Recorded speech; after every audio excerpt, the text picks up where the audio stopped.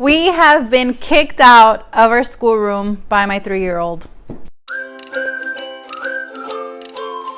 We had a room dedicated for all of our school stuff. We knew that we were going to have to give that up eventually. The boys share a room, and we're gonna have the other room. And my 3-year-old has been super excited about having his own room. So you know what? It's gonna happen eventually. So might as well get used to our new space and figure it out. So we have taken everything out of the schoolroom, and now we have this bookshelf along with a storage closet. I think it was supposed to be like a linen closet. So today I'm just gonna share with you how I've organized everything and how I'm storing it all. And yeah, so let's roll it. This is what the schoolroom looked like before I teared it all down. This is where we kept our art stuff, all of our projects, and we had a closet full of stuff, costumes and pretend play toys. So we moved into this house at the end of October, so we didn't even get the chance to purchase desks or anything like that, so we don't have a whole lot of furniture. Now this is the bookshelf that we have to work with. And right on the other side of the wall is the closet, the storage closet that I mentioned, and that's where everything is going to go in. So it has a bunch of my books, it has a bunch of my arts and crafts stuff, jewelry making and hobby stuff. And yeah, it has also some blankets, and these are actually going to be going somewhere else. I have another cabinet where I have bigger blankets, so those are going to go in there. We're going to sort out these bins here, and this is some stuff that the boys have been playing with. So I knew that we were going to be switching stuff down here, so whatever we have been using throughout the day for school, it just kind of ended up shoved in here because it seemed pointless to take it back upstairs to bring it back down later. So whatever I have been using, I've just been stashing in here, and now I have to sort it out. Although we have been homeschooling only for 1 year, we have accumulated quite an amount of stuff throughout the years. So I have my little helper and my little slacker helping out, bringing stuff down and putting everything in a bin so we can take it downstairs and sort it out downstairs. A big thing that I had to get rid of in the process of like getting out of that schoolroom and into like this smaller space, I had to get rid of my Pinterest board. It was just messing with my head. You need this bookshelf, you need this table, you need this. A bunch of stuff. You don't need all of that. You don't need a full schoolroom, and I knew that, and I knew how lucky I was to have a space, a whole room for school stuff. So I did have to kind of obviously give up a few things like my whiteboard. So after 3 weeks and a half, maybe 4, this is what the bookshelf looks like, and I am super excited. I love it so much, and everything is just so easy to find. And this is the closet. So I'm going to take you on a tour of the whole thing, the bookshelf and the closet, and hopefully you find some inspiration. So up at the top, I wanted to make it look cute, so I added this globe, this book, and this plant. The first shelf has all of our religion stuff, our Bibles, our devotional journals, all of that, and then some dry erase markers, and then I have my cross and my little Jesus. And the second bookshelf has all of our books, well, read alouds, and all of the like leveled readers that David can come up here and reach for when he is going to be reading independently. And then in this little basket, I have all of the readers and flashcards that we need for our reading curriculum.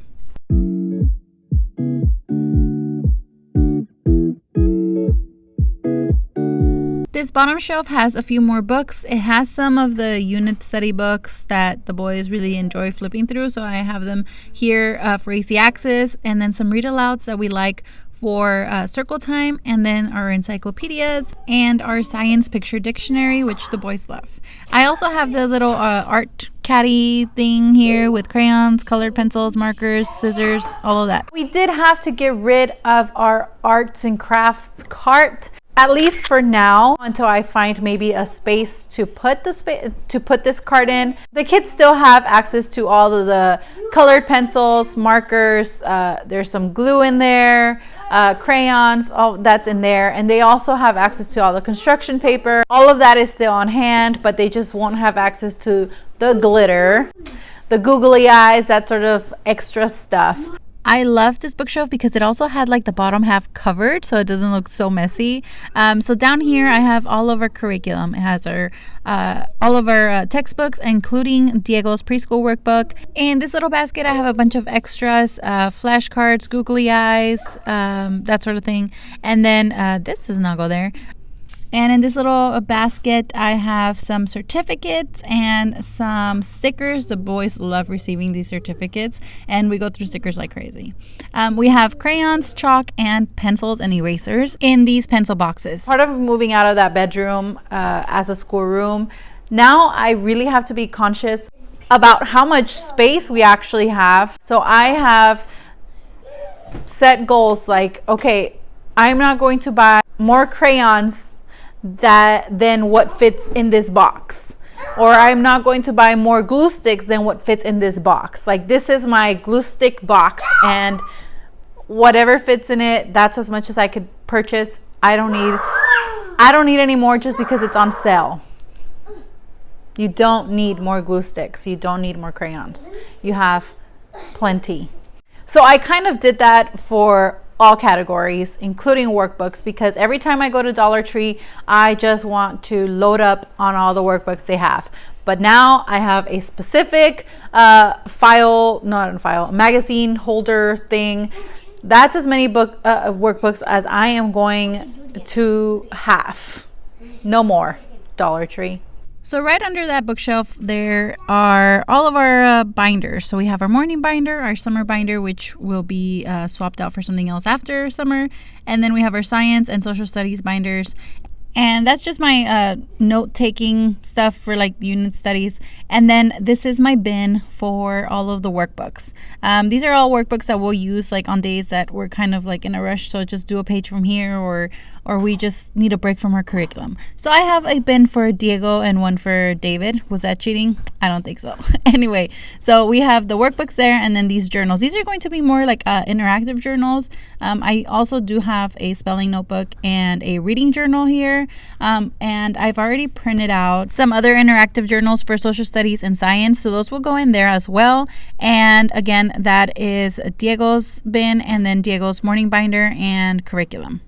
Now, I don't keep all of my office supplies here. I do have a separate section for my office supplies where we have our printer, and I have all my staples and my stapler and my paper and my laptop. All of that has a home, already had a home. So I didn't want to just add more to this. Everything is down here, easily accessible. Let me quickly remind you what this closet looked like. I've already removed the blankets, but this is what it looks like now. So I have a bunch of charts up here, our chalkboards and our smaller whiteboards that we bring out all the time. I did have to give up my whiteboard. My whiteboard is no longer on my wall. I do still have my whiteboard, which the boys love. I love it, and we are still using it, but I do have to bring it out of the closet, just lay it on the table so the boys can do their stuff there.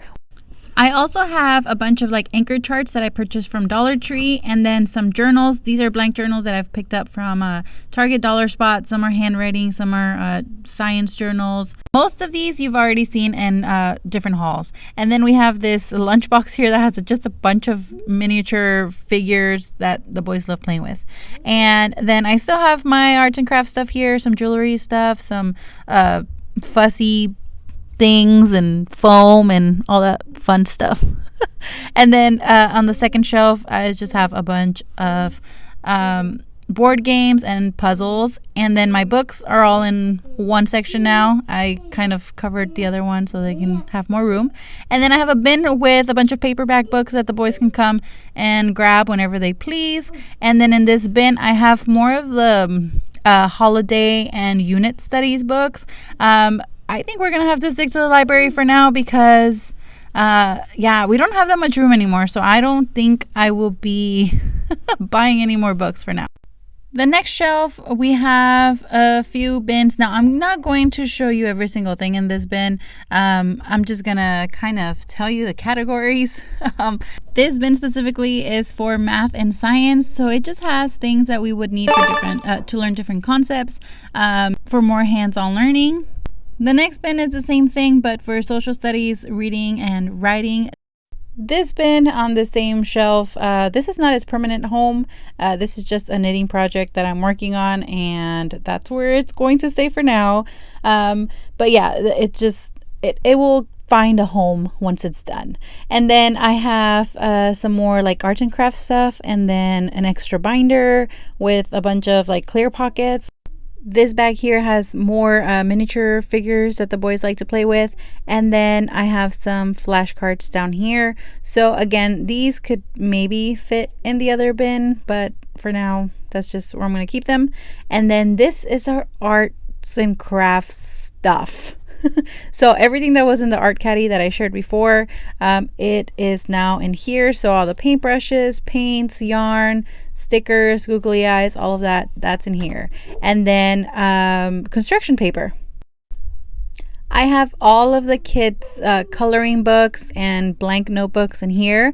They can just reach for it, grab it, and grab their crayons and coloring pencils from the bookshelf. So all of this is still easily accessible to them. They come in here all the time.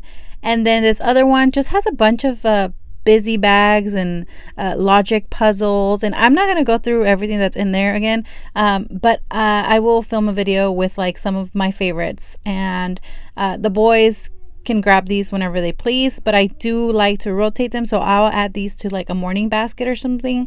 But yeah, these are just a bunch of busy bags. I've shared with you guys a lot of what's in here already, but I've also added a few more things. So I'll share that in a separate video.